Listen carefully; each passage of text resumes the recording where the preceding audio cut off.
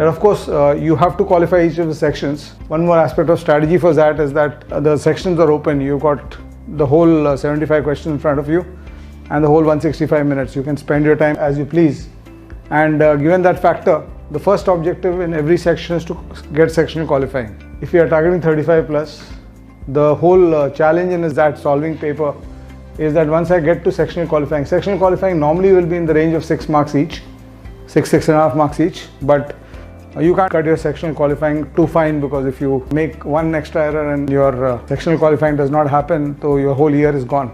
So that's why it's important for you to make sure that you keep a factor of safety of at least getting to 8 marks at the worst case. When you solve a section, 8 plus में लाऊंगा. तो अगर तुम 8 ensure कर लेते हो sectional qualifying का, which is not very difficult to do because sectional qualifyings are not very difficult to reach unless you are really weak at that section, so you are already at 24. So the whole challenge is to create that delta of 11 and perhaps create a delta of 20 marks also. But if you can hit the early 40s in that, you will be amongst 99.8, 99.9 percentile. Last year I know for a fact 46 marks was 99.96 percentile. So the challenge is to create this delta. And when you strategize for that, you are trying to ask yourself, how do you build this delta across the verbal section, across the DM section and across the quants and DI section. So if 8 marks is a base, so उस context में इसको देखो, if 8 marks is a base and in the QA DI section, you can solve all the 8 marks of data interpretation. So essentially in the quants part of the paper, you are having a free hit.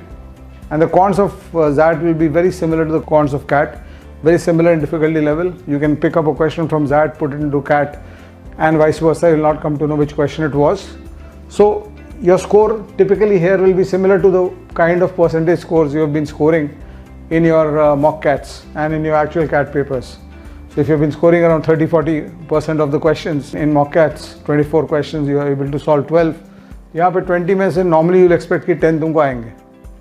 So it's actually very easy, specifically if your traditional DI is good and you can blitz this through the calculations and you can solve half the questions in the quant part of the section. It's actually very easy to actually have a plus 10 here.